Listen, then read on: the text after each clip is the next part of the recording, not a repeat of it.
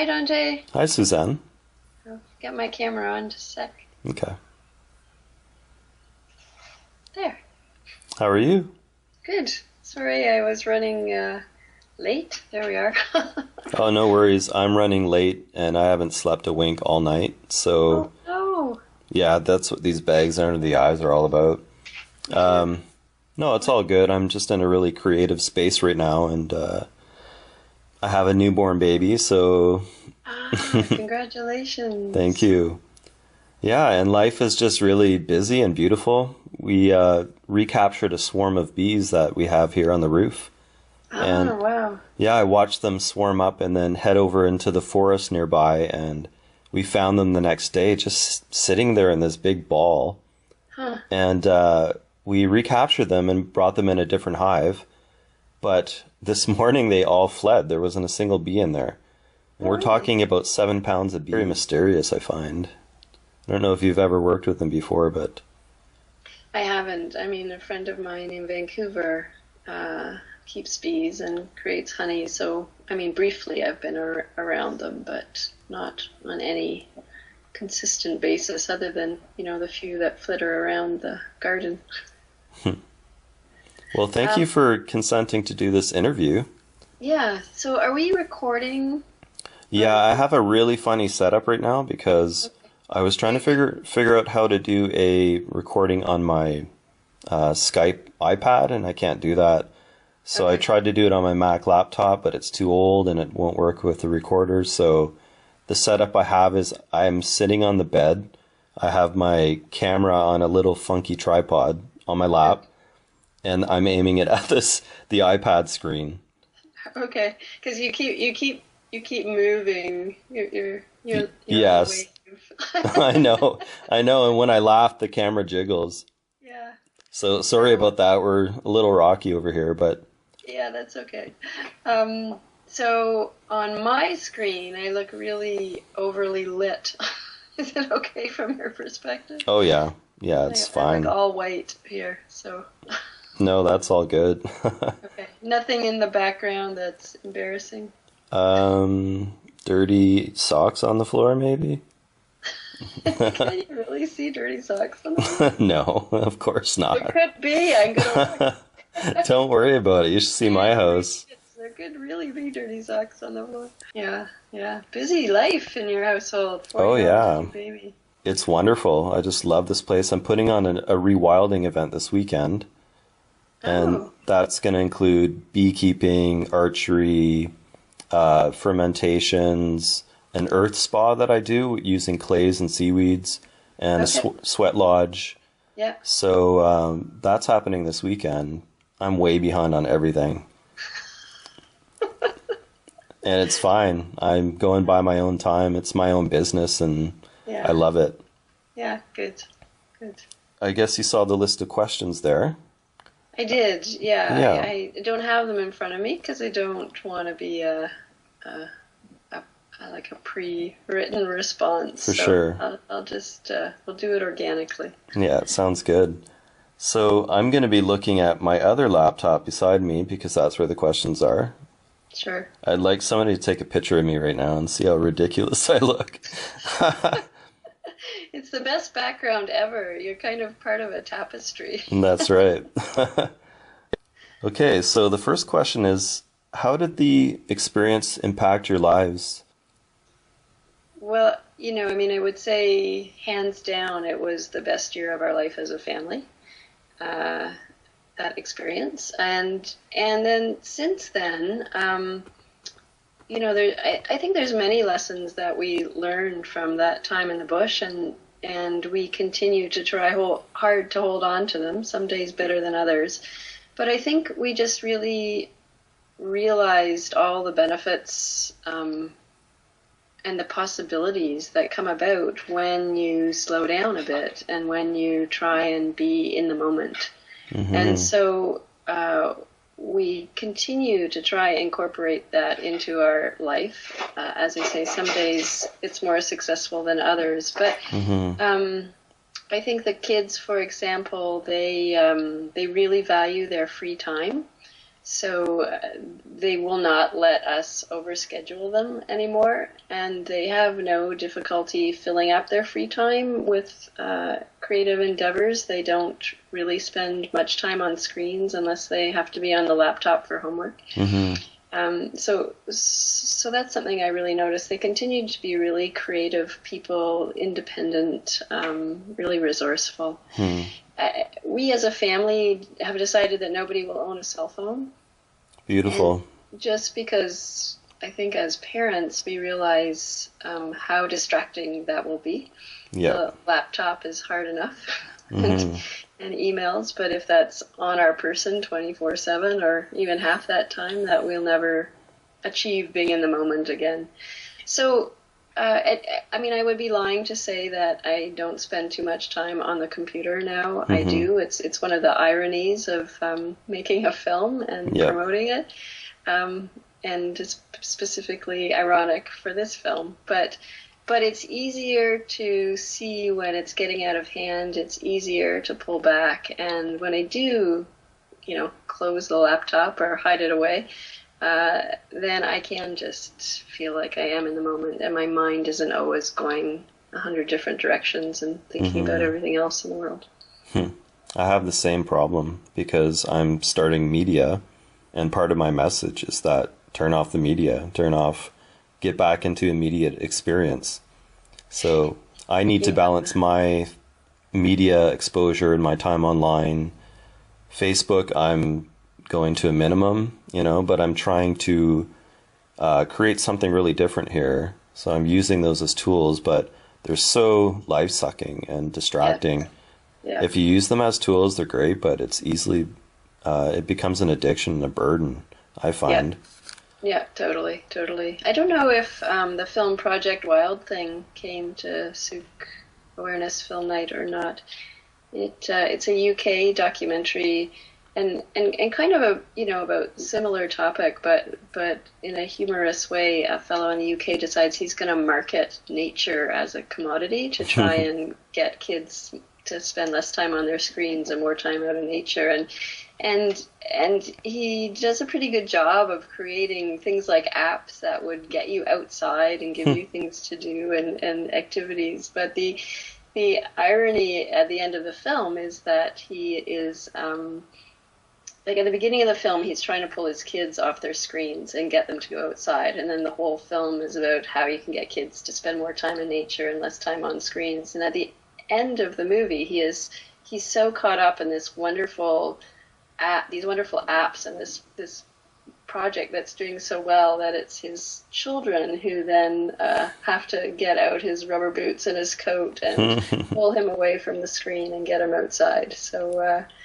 I thought it's really a fitting ending because it just shows these ironies that we live with all the time, and it is an ongoing struggle to keep the balance. Absolutely. This is the one of the offspring of the little gray cat from the film. Aww. Beautiful. Okay, so I'll get to another question here. Did you or would you ever go back to the bush? Yeah, I would go back in a heartbeat. We have gone back to visit it, for short periods of time in the late summer. We haven't gone back to stay there for any long period. I would love to go back and spend another winter there. And if you ask the kids, the youngest would also love to go back. The middle child would also like to go back. The oldest, Sam, he's now 15. Yeah. And his answer is, yeah, I would like to go back, but not right away. Maybe when I'm in my 20s with a few friends. Absolutely. I can see him doing that. Yeah. I lived outside myself for a period of 10 years, and by choice. I was very inspired by Henry David Thoreau, and when I came out west, I just fell in love with the land and the sea and went traveling around with my kayak and built tree houses and forts, and it's the greatest time of my life. Yeah. It's amazing, and really I think the biggest barrier to those things is just ourselves. It's true. just getting out and allowing ourselves to have some time to do that kind of stuff. Mm-hmm. Even if it's, it doesn't necessarily have to be for years or year or 9 months, even if it's just for a few hours, right? We always find all these excuses why there's other things that need to be done. We can't go outside. Yeah. We're thinking of living in a teepee on the property here, just for the summer. That would be a great experience, and I would definitely like to make a short film on that. Very inspired by your film, and would love to do something similar in my own spot in the world here. Okay, so here's a good question. Excuse me. Did you grieve having lost that simplicity? You somewhat answered that already, but...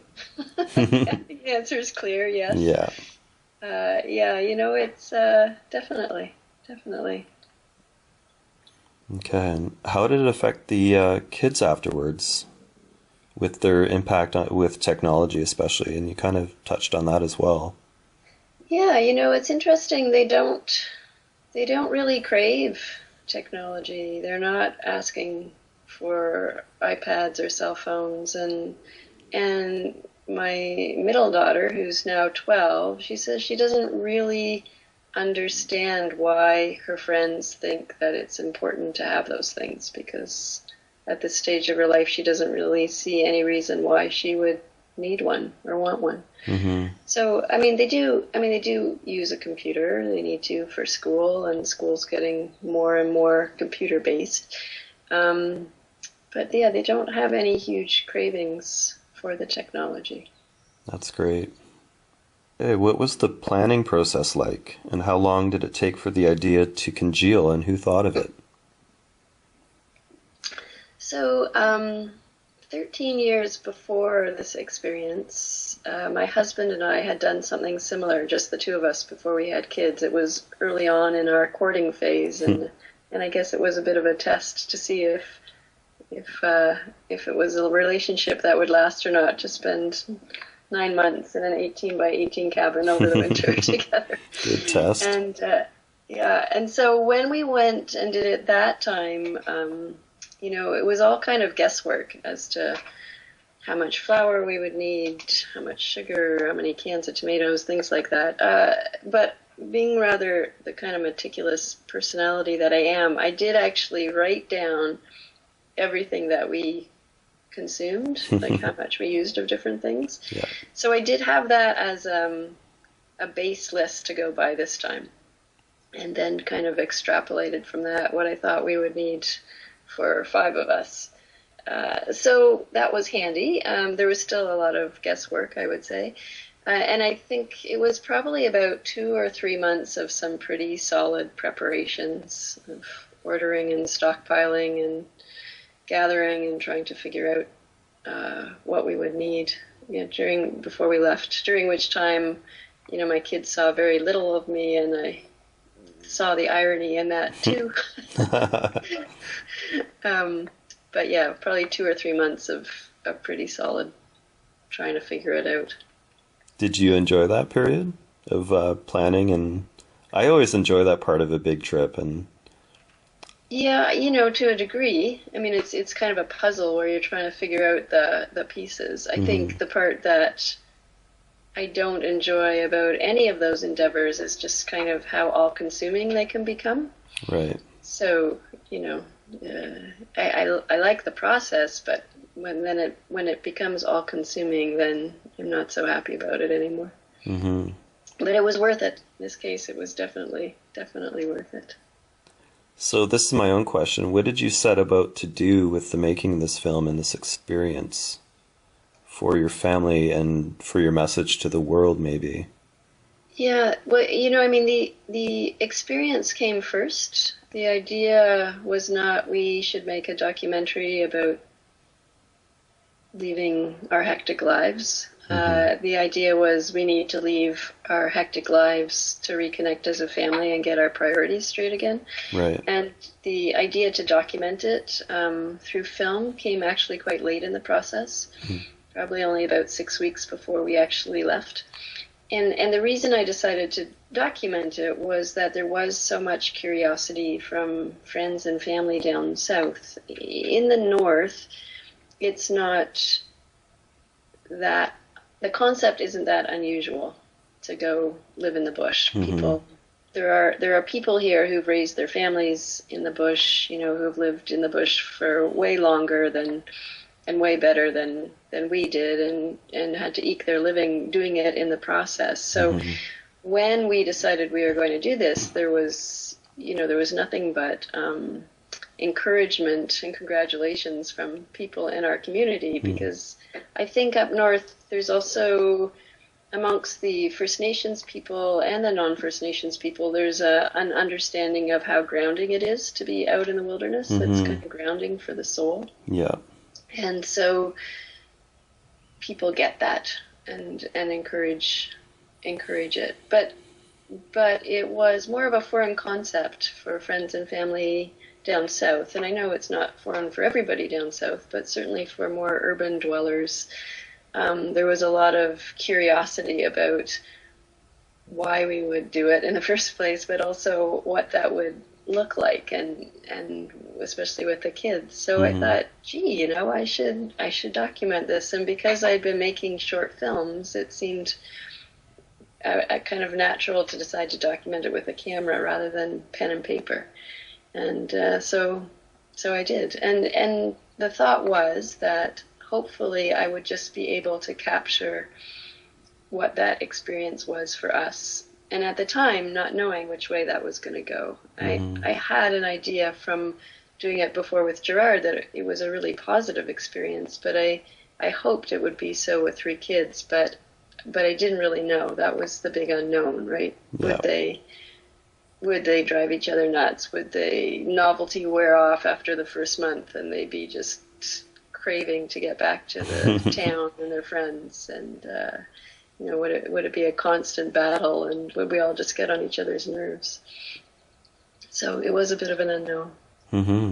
I love the crazy scene in the movie when you all lost it. Yeah. There were a lot of moments like that. I bet. Did it change anything in your spiritual perspective, like an inward change? Yeah, I would say definitely for everybody. I think there's like I say, I think it's a very grounding experience, and that connection you feel with the natural world around you is quite profound. Just because you're living by the seasons, instead of by the clock, and so you have a whole new sense of awareness through all 5 senses, I think, of the natural world around you, and that's an inwardly moving experience.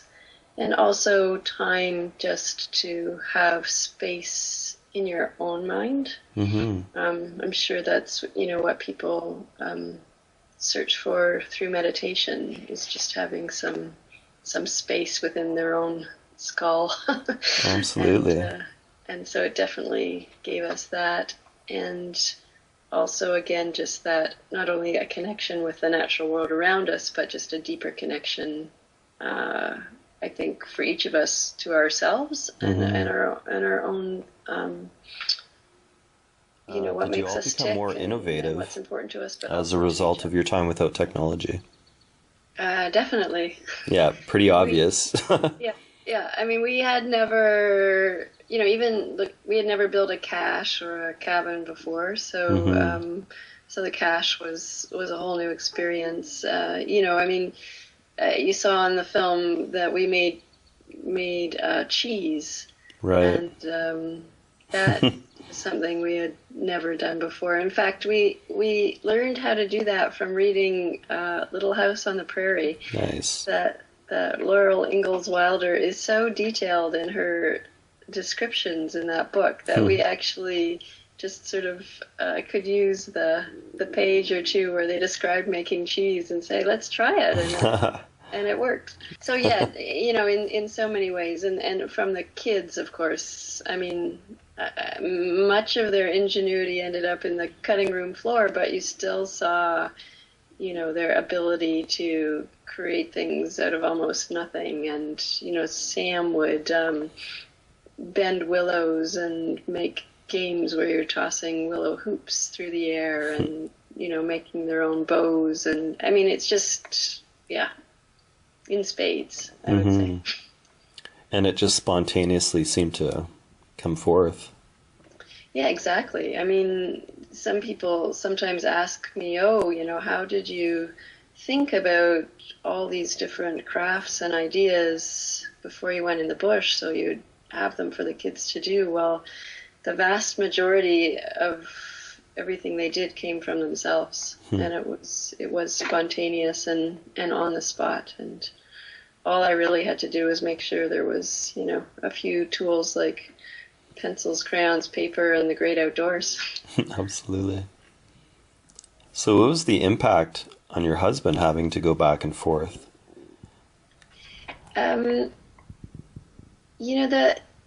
It wasn't pleasant for him to have to go back and forth. Not only just because the journey was, there were always unknowns in the journey. We talk in the film about the unknowns of the river travel.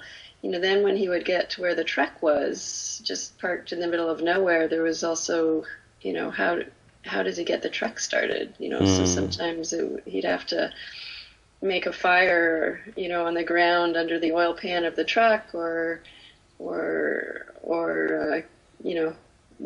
put a tarp over and get some heat in there somehow and hope that the truck would start. So there's all these sort of just technical difficulty unknowns for getting back to town. But I think also when you're in the bush, you just want to stay there. Yeah. So when he would come to town, of course, it would, he would be checking on things at work. He would be answering questions, picking up mail, like all those kinds of things that you're, in a way, luxuriously not having to deal with when you're in the bush. Yeah. Then they all come pouring down at you for the few days. So I think, it wasn't pleasant. We've often said that if we did it again, it would be great just to never have to leave. That would just make it so much more pleasant. Fortunately, he didn't have to stay away very long, so the most of his time was still in the bush. But okay, and I think there's only one more statement rather than a question. One person would like to see the floor plan and design of the 18 by 18 cabin, if you could draw it out or have access to it somehow. Yeah, I made a feeble attempt. I realized I'm not very good at that. So maybe I'll just describe it, because what I tried to draw didn't really resemble anything that would transfer in knowledge. It was just a square cabin. I just have to cough for a sec. In the middle of which was the chimney, and the chimney connected to two stoves, a barrel stove that was mostly used to heat the cabin, and then a wood cooking stove, and they were both in the center. And then also in the center was a very steep kind of ladder-like staircase up to a sleeping loft. So on the main floor, those things were in the center, and then surrounding that was a door, obviously, and a place where we could throw our coats and boots, and then a little table with a couple of bench seats, and a little mini kind of sitting couch that you could lift up and put stuff under. Everything is about storage. And then if we go, so that's one wall. If you go on the other wall, there's a chair, a little table, some bookshelves, and a desk. So that's two walls. On the next wall was the treadle sewing machine and one part of a kitchen counter and storage area for food underneath. And then the fourth wall was the other part of a kitchen counter with storage area for dishes underneath. And a sink, but there's obviously no running water, and the big gray water bucket just goes under the drainage of the sink to collect the drain water, and then you're back to the door again. So it's pretty simple. Not a lot of floor space in between, I would say, when you start keeping supplies in there as well for a family of 5 and 2 cats and a dog. And the sleeping loft basically just, you couldn't really, well, it was basically just wide enough for us to all sleep on a piece of foam on the floor, and there was room for us each to have one kind of Rubbermaid tub of clothes each up there. So, well, really, I'm continuing to spend my time on this film. Even though the film is done, there's a lot of, it seems to be a lot of work still involved in just sending it around so people can see it. One is making the film, and then the second, shooting the film, and then is editing the film, and then the next part is finding ways for people to see the film, and they all seem to be full-time jobs in themselves. So next project is still, I've just done some preliminary research for, but what I hope to do on my next project is a little bit to combine my previous career as a family doctor and my current career as a filmmaker, and I want to explore a bit the health impacts of Wi-Fi and cell phone technology, and how we can some simple things on how we can use that technology in a safer way, because I do worry that we are creating a huge biological experiment, especially for our children.